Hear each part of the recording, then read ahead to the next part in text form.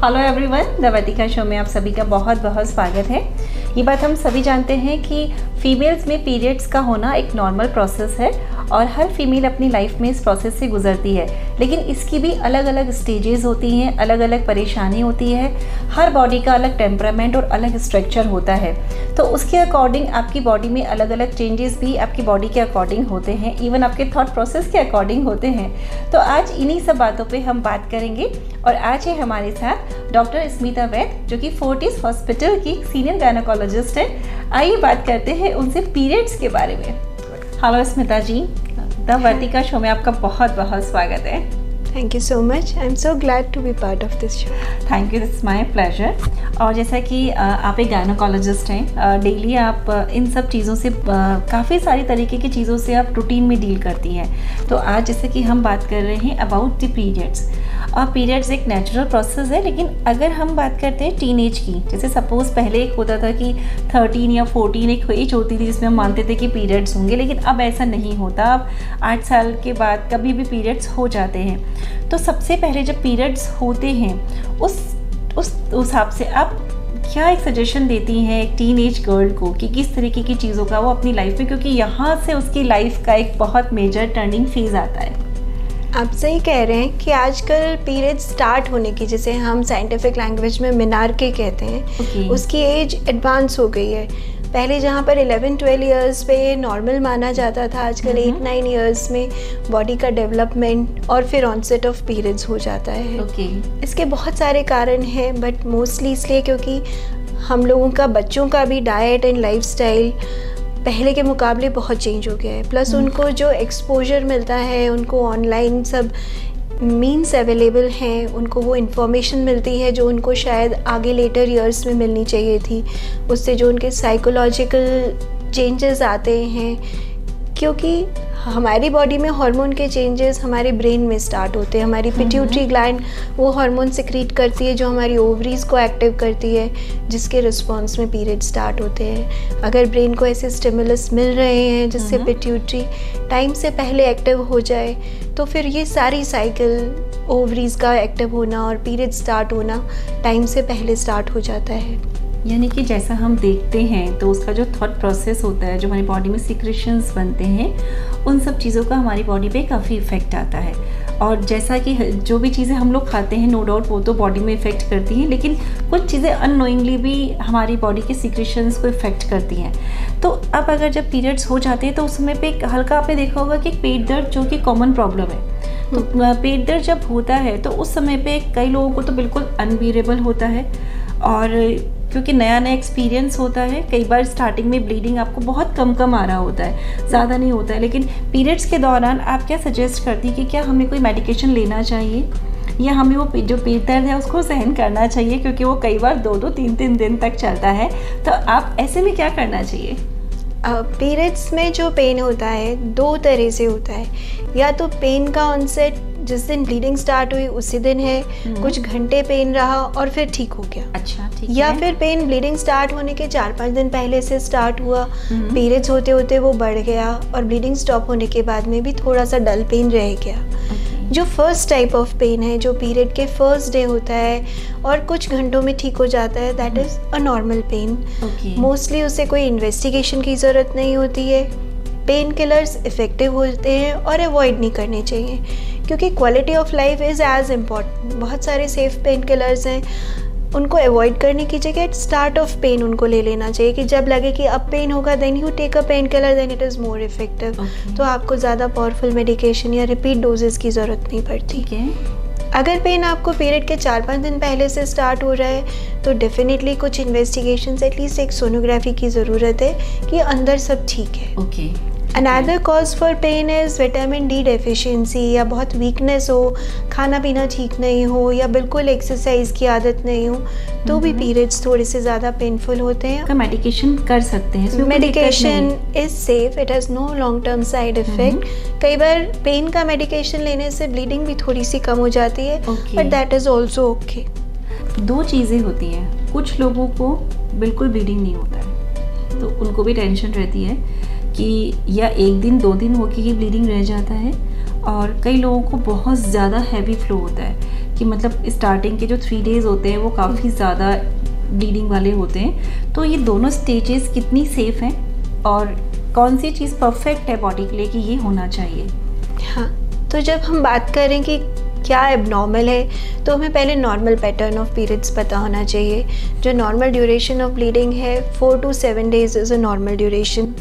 जो पीरियड के first day से नेक्स्ट पीरियड के फर्स्ट डे के बीच में गैप है 22 से 37 days is a normal gap. अगर पीरियड हर 22 दिन में आ रहे हैं तो वो भी नॉर्मल है, 35 डेज में आ रहे हैं तो वो भी नॉर्मल है। ओके।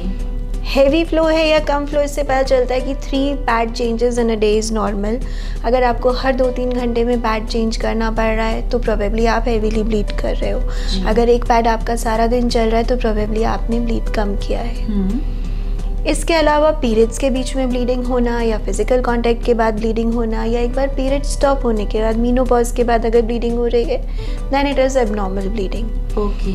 अब अगर कम ब्लीडिंग है, किसी को बाय नेचर बाय डिफ़ॉल्ट कम ब्लीडिंग होती है, बट उसमें हम लोग कुछ हार्मोन्स टेस्ट करा लेते हैं, थायराइड, प्रोलैक्टिन, पेशेंट का वेट कैसा है, पेशेंट की सोनोग्राफी में पीसीओडी तो नहीं है, क्योंकि ये सारी कंडीशंस में ब्लड फ्लो थोड़ा सा कम हो जाता है। ओके। हैवी पीरियड्स हैं हमारी डेफिनेशन के हिसाब से कि 7 दिन से ज़्यादा हैं या हर 15 दिन में आ रहे हैं या हर 2 घंटे में पैड चेंज करना पड़ रहा है, तो again there are certain test that are indicated. Thyroid, haemoglobin और सोनोग्राफी तो बिल्कुल बेसिक टेस्ट हैं, okay, just to know the cause. और अगर किसी के वैसे ही ब्लीडिंग हैवी है, सारी रिपोर्ट्स अगर उनकी नॉर्मल हैं, तो बहुत सारी सेफ मेडिकेशंस हैं जो ब्लड कंट्रोल कर लेती हैं। हमारी एक बहुत मिसकंसेप्शन है कि हम ब्लीडिंग कम करने की दवाई लेंगे तो अंदर कचरा रह जाएगा या it will be harmful for us, पर ऐसा नहीं है। That is the excess blood loss जो हमको एनेमिक कर रहा है, जिसको हम मेडिसिन से कंट्रोल करते हैं। So it is okay to take a pen killer and okay to take a medicine to control your blood flow. एक क्वेश्चन मैं पूछना चाहूँगी कि अक्सर आपने देखा होगा कि हम तो सब इंडिया में रहने वाले हैं, बहुत सारे रिचुअल्स होते हैं हमारी लाइफ में, तो अक्सर लोग या तो सपोज़ किसी की शादी होने वाली होती है तो डेट प्रॉब्लम होती है, या किसी को लगता है कि किसी स्पिरिचुअल प्लेस पे जाना है तो उस चक्कर में मेडिसिन खा लेते हैं कि मेडिसिन से हम उस पीरियड को डिले करने के लिए। वो कितना सेफ होता है? मेडिकेशन तो सेफ़ है, मेडिकेशन बहुत माइल्ड डोज में होता है, उसको भी लेने का एक प्रॉपर तरीका होता है। अच्छा, कब लें? सपोज अगर किसी की डेट 30th डेट है तो it has to be started at least 3 days prior to your expected date of period. और फिर जब आपका पर्पज सॉल्व हो जाए तब आप स्टॉप कर दीजिए, क्योंकि आपको डेली लेनी है मैक्सिमम फॉर 10 days। और लास्ट टैबलेट के बाद भी 3-4 दिन बाद में पीरियड आता है, so you can programme your periods, it's okay once in a while. But frequently लेने से या लंबे टाइम लेने से नेक्स्ट साइकिल में भी disturb and you may have a heavy period in the next cycle. Okay. जब हम लोग कोई इस तरीके की मेडिसिन लेते हैं तो क्या कोई डाइट में हमें ध्यान रखना चाहिए अपना कि mostly these are progesterone hormones which may cause fluid retention in body, तो थोड़ा सा ऐसे ब्लोटेडनेस या स्वेलिंग सा किसी को लग सकता है। तो अगर हम सॉल्ट रिस्ट्रिक्ट कर दें उन दिनों में जब हम हार्मोन्स पर हैं, या अगर हमें वैसे भी पीरियड्स के पहले 8-10 दिन पहले से थोड़ा सा ब्लोटेड लगता है या स्वेलिंग सी लगती है, तो हमें अपनी डाइट में सॉल्ट रिस्ट्रिक्ट कर देना चाहिए। During periods when we are using pads, तो एक हल्का सा कभी कभी कुछ लोगों को विजाइना में ईचिंग होना, हल्के से रैशेस हो जाना, तो उन सब चीज़ों को मतलब हमें क्या करना चाहिए कि कोई हम लोग उस पर ऑइंटमेंट यूज़ कर सकते हैं उस दौरान, या क्या? That is a very frequent problem. और ये तो टीनेज गर्ल्स में भी होती है, क्योंकि वो लोग इतने फैमिलियर नहीं होते हैं पर्सनल हाइजीन, मेंस्ट्रुअल हाइजीन से, तो and they keep suffering silently, क्योंकि थोड़ा सा हेजिटेशन होती है बच्चों में बताने में, तो इसलिए। But it can be so easily treated. Menstrual hygiene की जो हमने बात की कि even if you are bleeding less, जैसे टुवर्ड्स स्टार्ट ऑफ पीरियड या टुवर्ड्स एंड, टेंडेंसी रहती है कि एक ही पैड ठीक है 24 आवर्स भी लगाया, but then it has some blood, क्योंकि उसके ऊपर बहुत जल्दी माइक्रो ऑर्गेनिजम्स ग्रो कर जाते हैं and they infect that area. Mostly fungal infections होते हैं। फंगल इन्फेक्शंस कहीं पे भी वार्मथ या मॉइस्चर मिलेगा तो वहाँ जल्दी से ग्रो कर जाएंगे। So the good thing is कि आप हर 6-8 घंटे में पैड चेंज कर लो, वेदर और not it is completely soaked. उस एरिया को जितना हो सके dry and expose to air रखो, ताकि वो ड्राई रहे तो उसमें फंगल इन्फेक्शंस नहीं हो, या ऑलरेडी हो गए हैं तो जल्दी ठीक हो जाए। Okay. Then there are so many dusting powders, anti fungal powders, creams that we can use, that should be used, okay. but when they are used then they have to be used for at least 2 weeks, क्योंकि fungal infections ठीक होने में 2-3 हफ्ते लेते हैं। होता क्या है कि 1-2 एप्लीकेशंस में इचिंग चली जाती है and people stop the treatment. तो जब भी इनकी ज़रूरत पड़े तो एटलीस्ट 2 हफ्ते लगाइए आप एंटी फंगल क्रीम को या डस्टिंग पाउडर को, and that will prevent the recurrence of infection. अगर एक सर्टेन एज में हम बात करते हैं 35 की एज से लेके 40 वाली एज या 30 to 40 की एज में, उस समय भी कई बार हमारे पीरियड्स इरेगुलर हो जाते हैं, है ना। कई बार जैसे लगता है कि किसी का एक सर्कल फिक्स होता है कि 2 दिन पहले आते हैं या 2 दिन बाद में, लेकिन कुछ चीज़ों की वजह से सपोज स्ट्रेस कई बार इफेक्ट करता है बॉडी को, तो 10 दिन पहले ही पीरियड्स आ जाते हैं। और अगर ऐसा लंबे समय तक हो रहा है कि आपके पीरियड्स में इतना फ्लक्चुएशन हो रहा है या मंथ में आप 2 बार हो रहे हो उस समय पर भी, तो क्या हमें डॉक्टर के पास एकदम इमीडिएट कंसर्न करना चाहिए? कोई 12 साइकिल्स में से जो एक ईयर में आती हैं उसमें से कोई 1-2 डिस्टर्ब हो गए, 20-21 दिन में आ गए, तो बहुत ज़्यादा हम लोग एंग्शियस नहीं होते हैं। ओके। बट अगर ये रिपीटेड पैटर्न कॉन्सिक्यूटिव 2 साइकिल्स हैं जो आपके अर्ली आ गए या बहुत डिले हो गए या पीरियड्स के बीच में ब्लीडिंग हो गई, तो एटलीस्ट बेसिक टेस्ट जो हैं कि सोनोग्राफी करा ली। कोई 35 ईयर्स आप बोल रहे हैं, कोई प्रेगनेंसी कॉम्प्लिकेशन ही तो नहीं है, क्योंकि एक्सीडेंटल प्रेगनेंसीज भी होती हैं वेदर और not you are planning. Thyroid levels देख लें एक बार, चेक है सही है कि नहीं। और जैसा आपने कहा स्ट्रेस, डेफिनेटली जैसे हमने पहले भी बात की, because the hormones get a stimulus in the brain. तो आपके जो भी डिफ़िकल्ट फेजेस ऑफ लाइफ हैं, कि कोई एग्ज़ाम है या स्ट्रेसफुल टाइम है, या आप you are recovering from an illness, कि एक हाई ग्रेड फीवर आया और उसके बाद में पीरियड भी जल्दी आ गया, that is very common.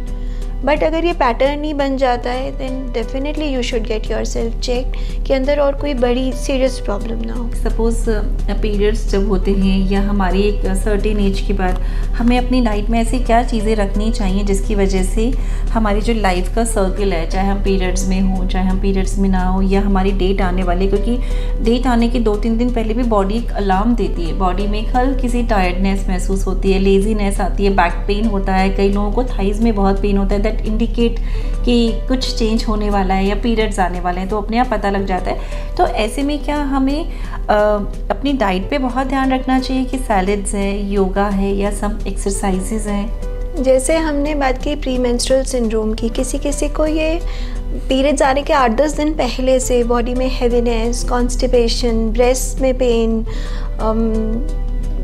Irritability, mood swings, ये सब इट इज़ सो कॉमन। तो आप जैसा सजेस्ट कर रहे हैं उस चीज़ में बहुत हेल्प करता है। Eating right kind of diet, having lots of fibres, taking care of your hydration will release the constipation. अगर आप बहुत हैवी मील लोगे तो आपको ज़्यादा गैस्ट्राइटिस होगी, ज़्यादा नौजिया होगा, किसी किसी को मेंसेस में पेन, माइग्रेन होने लग जाता है। So eating right kind of diet and maintaining a healthy lifestyle. और ऐसा भी कहते हैं कि जो लोग ज़्यादा फिजिकली एक्टिव रहते हैं, चाहे वो ब्रिस्क वॉक कर रहे हैं, चाहे योगा कर रहे हैं, they go through less pain in their periods.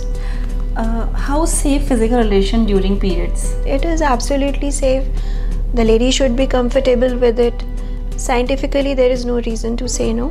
But then again, if a lady is having pain in periods, heavy flow, very exhausted, fatigued, then it may not be a good idea.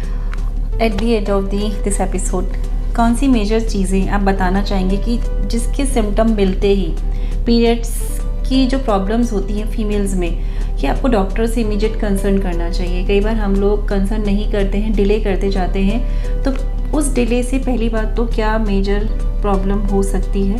और क्योंकि लोग sonography भी नहीं कहते, नहीं क्यों कराना है, ये तो हार्मफुल होती है। हाँ। मतलब अभी भी ऐसी टेंडेंसी है। यस, सो राइट। क्योंकि एक्चुअली ये 40 इयर्स के बाद में कि अब तो पीरियड जाने का टाइम है ऐसा कह के सालों तक इग्नोर करते रहते हैं। They just keep getting continuous bleeding for months. हर 10 दिन में पीरियड आ रहा है। हीमोग्लोबिन 6 ग्राम पे जब आ जाता है, जब सांस फूलने लगती है, then they come in approaches कि कुछ तो प्रॉब्लम है। तो मैं यही जानना चाहूँगी कि मतलब आप वो मेजर पॉइंट्स बताइए कि जो पॉइंट्स आपको अपनी बॉडी में दिखें तो आप इमीडिएट कंसर्न करें अपनी गायनिक से। जैसे हमने बताया नॉर्मल पैटर्न क्या है, उसके आउटसाइड 2 कॉन्जिक्यूटिव साइकिल्स जाएं कि मई में भी ऐसा ही हुआ और जून में भी ऐसा ही हो गया कि हर 15 दिन में पीरियड आ गया, या इतनी हैवी ब्लीडिंग हुई, क्लॉट्स बहुत अनयूजुअल हमें खुद को पता चलता है। तो एक सोनोग्राफी, वैसे भी सोनोग्राफी साल में एक बार तो सबको करा लेनी चाहिए, क्योंकि यूट्रस में कुछ प्रॉब्लम होगी तो पीरियड्स डिस्टर्ब होके वो सामने आ जाएगी। But then there other reproductive organs जो ओवरीज हैं, उनकी सिस्ट, उनके ट्यूमर्स बहुत साइलेंटली ग्रो करते हैं, सिम्टम्स ही नहीं देते जब तक वो बहुत एडवांस स्टेज में नहीं हो। तो it's always good to keep an eye on your organs. Check a sonography once in a year is not a bad idea. कोई मैसेज देना चाहते हैं आप व्यूअर्स को? फोकस अपनी हेल्थ पे भी रखिए। फीमेल्स तो धुरी हैं परिवार की। If you take care of your self, if you eat well, if you relax, if you exercise daily, you will be the fittest and the healthiest person and definitely the happiest. Smita ji, thank you so much. एक तो आपने इतनी अच्छी information दी, एक ये general information है जो हम सबके पास होनी चाहिए। एंड द वर्तिका शो को समय देने के लिए, टाइम देने के लिए बहुत बहुत शुक्रिया। Thank you so much.